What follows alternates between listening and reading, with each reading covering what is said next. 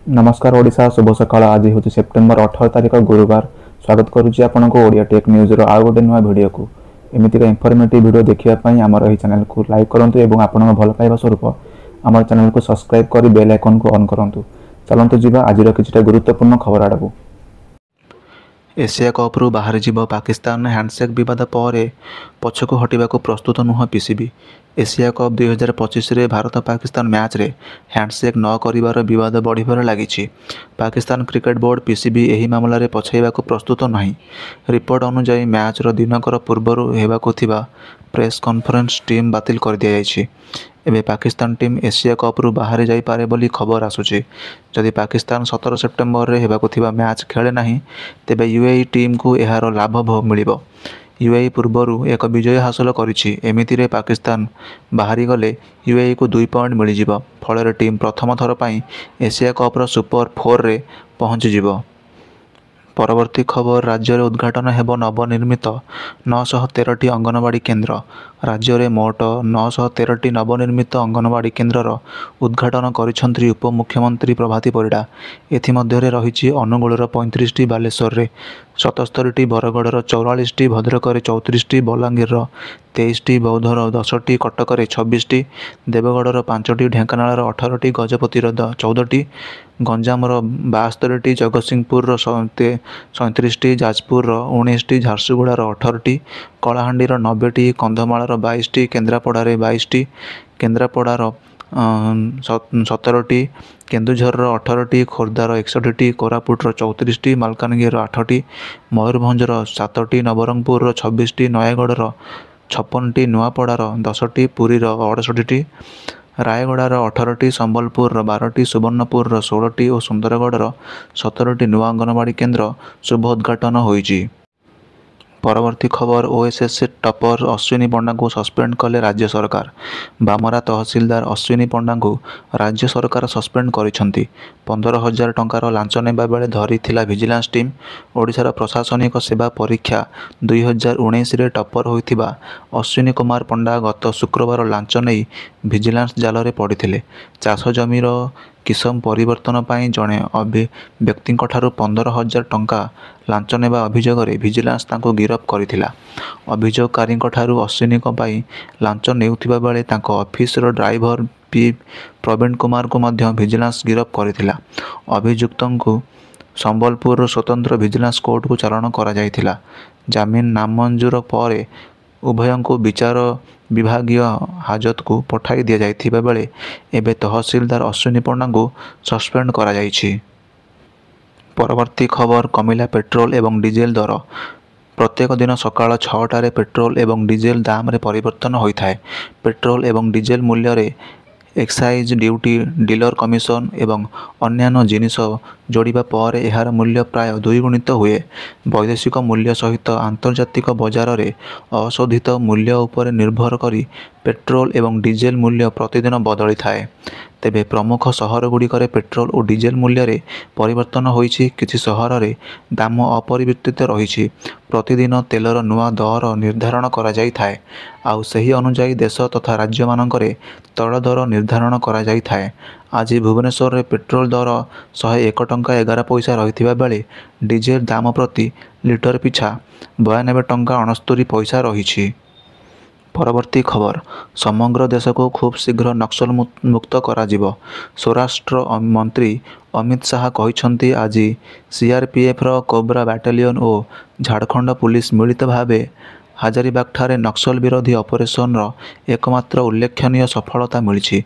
सामाजिक गणमाध्यम रे पोस्ट करी श्री शाह कहिसेंति एही ऑपरेशन कुख्यात नक्सल कमांडर सहदेव सोरेन निहत होइछि। सहदेव लगी 1 कोटी टंकार नगद पुरस्कार राशि घोषणा करा जायथिला। एथि सहित अन्य 2 सहयोगी रघुनाथ होमेन्स और वीरसेन गांजू जहाँक नाम रे मध्य आर्थिक पुरस्कार राशि घोषणा करा जायथिला। सेमानंकर मध्य मृत्यु होइछि बोली श्री शाह कहिसेंति।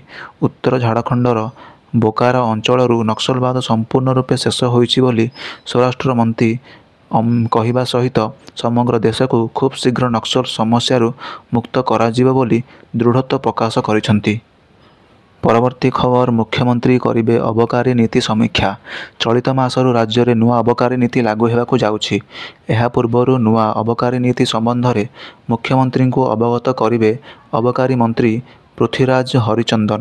ନିକଟରେ ଏକ ପ୍ରତିନିଧି ଦଳ ଦୁଇଟି ରାଜ୍ୟକୁ ଗସ୍ତ କରି ସେଠାକାର ଅବକାରୀ ନୀତି ସମ୍ପର୍କରେ ରିପୋର୍ଟ ପ୍ରସ୍ତୁତ କରୁଛନ୍ତି। ସେହି ତଥ୍ୟକୁ ଆଜି ମୁଖ୍ୟମନ୍ତ୍ରୀଙ୍କ ଆଗରେ ଉପସ୍ଥାପନ କରାଯିବ। ପରେ ସେସବୁର ତର୍ଜମା କରି ରାଜ୍ୟରେ ନୂଆ ଅବକାରୀ ନୀତି ଲାଗୁ ନେଇ ରାଜ୍ୟ ସରକାରଙ୍କ ନିଷ୍ପତ୍ତି ନେବେ। ପରବର୍ତ୍ତୀ ଖବର ପୁଣି ସୁନା ଦରରେ ବଡ଼ ପରିବର୍ତ୍ତନ, ଜାଣନ୍ତୁ କ'ଣ ରହିଛି ମୂଲ୍ୟ। ସୁନା ଏବଂ ରୂପା ଦରରେ ହୋଇଛି ପରିବର୍ତ୍ତନ। ଗହଣା କିଣିବା ପୂର୍ବରୁ ନଜର ପକାନ୍ତୁ କେଉଁ ସହରରେ କେତେ ରହିଛି ସୁନା ଦର। ତେବେ ଯଦି ଆପଣ ଆଜି ସୁନା କିଣିବାକୁ ଚାହୁଁଛନ୍ତି ବା ଯୋଜନା କରିଛନ୍ତି, ତେବେ ପ୍ରଥମେ ଜାଣି ନିଅନ୍ତୁ ଆଜିର ସୁନାର ଦର। ଆଜି ଭାରତୀୟ ବଜାରରେ 24 କ୍ୟାରେଟ୍ ସୁନା 1,11,060 ଟଙ୍କା ରହିଛି। ସେହିପରି 22 କ୍ୟାରେଟ୍ ସୁନାର ଦର 1,01,800 ଟଙ୍କା ଛୁଇଁଛି। ସେହିପରି ରାଜଧାନୀ ଭୁବନେଶ୍ୱରରେ 24 କ୍ୟାରେଟ୍ ସୁନାର ମୂଲ୍ୟ 10 ଗ୍ରାମ ପିଛା 1,11,060 ଟଙ୍କା ରହିଥିବା ବେଳେ 22 କ୍ୟାରେଟ୍ ସୁନାର ମୂଲ୍ୟ 1,01,800 ଟଙ୍କାକୁ ପହଞ୍ଚିଛି। ପରବର୍ତ୍ତୀ ଖବର ନୂଆପଡ଼ା ଉପନିର୍ବାଚନ ପାଇଁ ପ୍ରକ୍ରିୟା ଆରମ୍ଭ। ଆଜି ପ୍ରକାଶିତ ହେବ ଭୋଟର ଚିଠା ତାଲିକା। ନୂଆପଡ଼ା ଉପନିର୍ବାଚନ ପାଇଁ ପ୍ରକ୍ରିୟା ଆରମ୍ଭ। ଆଜି ପ୍ରକାଶିତ ହେବ ଭୋଟର ଚିଠା ତାଲିକା। ଆଜିଠାରୁ 28 ତାରିଖ ପର୍ଯ୍ୟନ୍ତ ଦାବି ଓ ଆପତ୍ତି ସମୟସୀମା। ଅକ୍ଟୋବର 7 ତାରିଖରେ ସରିବ ଦାବି ଓ ଆପତ୍ତି ନିଷ୍ପତ୍ତି। ଅକ୍ଟୋବର 9ରେ ପ୍ରକାଶ ପାଇବ ନୂଆ ଭୋଟର ତାଲିକା। ରାଜେନ୍ଦ୍ର ଢୋଲକିଆଙ୍କ ମୃତ୍ୟୁ ପରେ ନୂଆପଡ଼ା ଉପନିର୍ବାଚନର ପ୍ରକ୍ରିୟା ଆରମ୍ଭ ହେବ। ଶୁଭାରମ୍ଭ ହେଲା ସୁଭଦ୍ରା ଅଭିଯୋଗ ସମାଧାନ ମଡ୍ୟୁଲ। ଶୁଭାରମ୍ଭ କଲେ ଉପମୁଖ୍ୟମନ୍ତ୍ରୀ ପ୍ରଭାତୀ ପରିଡ଼ା। ଏଣିକି ହିତାଧିକାରୀ ଅଭିଯୋଗ କଲେ ବିଭାଗ ଉତ୍ତର ରଖିପାରିବ। ପୂର୍ବରୁ ପୋର୍ଟାଲ ଥିଲା, କେବଳ ଅଭିଯୋଗ ଆସୁନଥିଲା, ଉତ୍ତର ମିଳୁନଥିଲା। ସୁଭଦ୍ରା ଯୋଜନାକୁ କାହିଁକି ବାଦ୍ ପଡ଼ିଲେ ଜଣାଇ ଦିଆଯିବ। ସେମାନେ କ'ଣ କଲେ ସାମିଲ ହୋଇପାରିବେ ତାହା ମଧ୍ୟ ଜଣାଇ ଦିଆଯିବ। ପରବର୍ତ୍ତୀ ଖବର ଜିଓ ଗ୍ରାହକଙ୍କ ପାଇଁ ନୂଆ ଅଫର। ଏତେ ଶସ୍ତାରେ ମିଳିବ 6 ମାସ ପାଇଁ ଜିଓର ନୂଆ ପ୍ୟାକ୍। ବର୍ତ୍ତମାନର ସବୁଠୁ ଅଧିକ ବ୍ୟବହୃତ ହେଉଥିବା ନେଟୱାର୍କ ଅଟେ ଜିଓ, ଯାହା ସବୁବେଳେ କିଛି ନା କିଛି ନୂଆ ନୂଆ ଅଫର ନିଜ ଗ୍ରାହକମାନଙ୍କୁ ଦେଇ ଖୁସି କରାଏ। ଏବେ ମଧ୍ୟ ଏହିଭଳି ଏକ ନୂଆ ପ୍ଲାନ୍ ଆଣିଛି ଜିଓ। ଏହା ଜିଓ ଗ୍ରାହକଙ୍କ ପାଇଁ ଏକ ବମ୍ପର ଅଫର ଅଟେ। ଅଧିକ ଭ୍ୟାଲିଡିଟି ଥିବା ପ୍ଲାନ୍ ଏତେ ଶସ୍ତା ଯେ ଆପଣ ଜାଣିଲେ ଖୁସିରେ ନାଚି ଉଠିବେ। ଏହି ଲିମିଟ୍ ଶେଷ ହୋଇଗଲା ଡାଟା ସ୍ପିଡ୍ 60 KBରେ ଚାଲିବ। ଏଥିସହିତ ବ୍ୟବହାରକାରୀଙ୍କୁ ଜିଓ ସୁଟ୍ ଆପ୍ ପାଇଁ ଆଉ ପ୍ରତି ମାସରେ 300 SMS ଫ୍ରି ମିଳିବ। ପରବର୍ତ୍ତୀ ଖବର ଅଟୋରେ ଯୁବତୀଙ୍କୁ ଅସଦାଚରଣ ମାମଲା। ମୁହଁ ଖୋଲିଲେ ଅଟୋ ଡ୍ରାଇଭର। ଭୁବନେଶ୍ୱରରେ ଏକ ଚଳନ୍ତା ଅଟୋରେ ଯୁବତୀଙ୍କୁ ଅସଦାଚରଣ କରିଥିବା ଅଭିଯୋଗ ହୋଇଛି। ଅଟୋ ଚାଳକ ମୁତାବକ ଜଣେ ଯୁବକ କଳ୍ପନା ଛକଠୁ ଉଠିଥିଲେ। 100 ମିଟର ଗଲା ପରେ ଆଉ ଜଣେ ଯୁବତୀ ସେହି ଅଟୋରେ ବସିଥିଲେ। ବସିବାର କିଛି ସମୟ ମଧ୍ୟରେ ଯୁବକ ଜଣଙ୍କ ହାତ ଯୁବତୀଙ୍କ ଦେହରେ ବାଜିଥିଲା। ଆଉ ସେ କହିବାରୁ ଯୁବକ ଜଣକ ଓଲଟା ଉତ୍ତର ଦେଇଥିଲେ, ହାତ ବାଜିଲା ତ କ'ଣ ହୋଇଗଲା। ଏହାପରେ ଯେତେବେଳେ ଅଟୋ ଚାଳକ ନିଜେ ଦେଖିଥିଲେ ଯୁବକ ଜଣକ ହାତ ମେଲେଇ ବସିଛନ୍ତି, ସେତେବେଳେ ସେ ନିଜେ ଯୁବକ ଜଣଙ୍କୁ ଅଟୋରୁ ଓହ୍ଲାଇ ଯିବାକୁ ପାଇଁ କହିଥିଲେ। ଆଉ ଅଟୋରୁ ଓହ୍ଲାଇବା ପରେ ଯୁବକ ଜଣକ ଅତ୍ୟନ୍ତ ଖରାପ ଭାଷା କହି ଯୁବତୀଙ୍କୁ ଗାଳି ଗୁଲଜ ମଧ୍ୟ କରିଥିଲେ। ପରବର୍ତ୍ତୀ ଖବର LICର ନୂଆ କନ୍ୟାଦାନ ପଲିସି। ପ୍ରତ୍ୟେକ ଦିନ ରଖନ୍ତୁ 121 ଟଙ୍କା। ଝିଅ ବାହାଘରକୁ ପାଇବେ 27 ଲକ୍ଷ। ଆପଣମାନଙ୍କ ପାଇଁ LIC ନେଇ ଆସିଛି ଏକ ନୂଆ ପଲିସି, ଯାହାର ନାମ ହେଉଛି କନ୍ୟାଦାନ ପଲିସି। ଏହି ଯୋଜନା 121 ଟଙ୍କା ପ୍ରତିଦିନ ହିସାବରେ ପାଖାପାଖି 36,000 ଟଙ୍କା ମାସିକ, 3,600 ଟଙ୍କା ମାସିକ ପ୍ରିମିୟମରେ ଏହି ପ୍ଲାନ୍ ଆପଣଙ୍କୁ ମିଳିପାରେ। କିନ୍ତୁ ଯଦି ଆପଣ କମ୍ କିମ୍ବା ଅଧିକ ପ୍ରିମିୟମ କରିବାକୁ ଚାହୁଁଛନ୍ତି, ତେବେ ମଧ୍ୟ କରିପାରିବେ। ଯଦି ପ୍ରତିଦିନ 121 ଟଙ୍କା ଜମା କରୁଛନ୍ତି, ତେବେ 25 ବର୍ଷରେ 27 ଲକ୍ଷ ଟଙ୍କା ଆପଣଙ୍କୁ ମିଳିବ। ଆଉ ଯଦି ପଲିସି ଅନ୍ତ ହେବା ପୂର୍ବରୁ ଆପଣଙ୍କର ମୃତ୍ୟୁ ଘଟିଯାଏ, ତେବେ ପରିବାରକୁ ପ୍ରିମିୟମ ଭରିବାକୁ ପଡ଼ିବ ନାହିଁ ଏବଂ ତାଙ୍କୁ ପ୍ରତିବର୍ଷ 1 ଲକ୍ଷ ଟଙ୍କା ବି ଦିଆଯିବ। ଏହାଛଡ଼ା 25 ବର୍ଷ ସମ୍ପୂର୍ଣ୍ଣ ହେବା ପରେ ପଲିସିର ନୋମିନିକୁ 27 ଲକ୍ଷ ଟଙ୍କା ମିଳିବ। ପରବର୍ତ୍ତୀ ଖବର ରାଜ୍ୟରେ ମହିଳା ଅସୁରକ୍ଷିତ, ପୁଲିସର ପାରିବାର ପଣିଆ ଉପରେ ପ୍ରଶ୍ନ। ଗତ କିଛି ମାସ ହେଲା ରାଜ୍ୟରେ ଲଗାତାର ଭାବେ ଏଭଳି ଘଟଣା ଘଟୁଛି। କେଉଁଠି ବନ୍ଧୁଙ୍କ ସହ ବୁଲିବାକୁ ଯାଇଥିବା ବେଳେ ତ ଆଉ କେତେବେଳେ ସ୍ୱାମୀ ସହ ପର୍ଯ୍ୟଟନରେ ବାହାରିଥିବା ବେଳେ ନିର୍ଯାତନାର ଶିକାର ହେଉଛନ୍ତି ନାରୀ।